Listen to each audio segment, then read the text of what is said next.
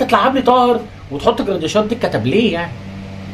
لا وهطلع تريزيجيه وانزل اليو ديانج واخلي برمضان يمين واليو ديانج اخلي برمضان شمال واليو ديانج يمين.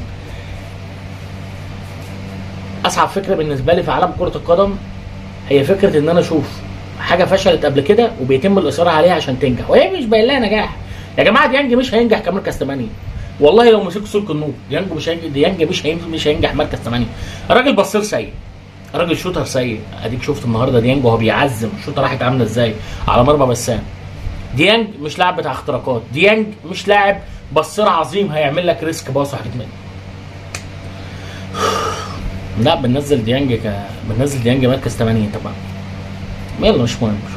طب ليه ما جبتوش لعيبه تاني كمركز 8 مع بن رمضان وامام؟ هو كويس اصلا ان احنا جبنا بن رمضان، يعني كويس اصلا ان احنا جبنا بن رمضان حتى لو بن رمضان دلوقتي المستوى مش افضل حاجه. انا بالنسبه لي بن رمضان بيقدم اداء سيء بقاله فتره. بن رمضان بقاله 3 4 ماتشات زي الزفت، ولكن ما حدش بيتكلم عليه لان المنظومه كلها سيئه. يعني المنظومه كلها سيئه فما حدش يتكلم على بن رمضان. ولكن كويس ان احنا كسبنا، يعني الحمد لله ان احنا كسبنا. اي نعم الشوط الثاني لما قررنا ان احنا نسيب الكره سيراميكا ونشتغل تحولات كنا هنلبس، بس الحمد لله ربنا ستر. الحمد لله ربنا ستر. والله ربنا سترها. الحمد لله كره كريم ندفد لما نزل كريم ندفد بيلف وسطه حط الكره في السماء واحنا قاعدين نضيع بقى. وكابتن محمد بسام النهارده مطلع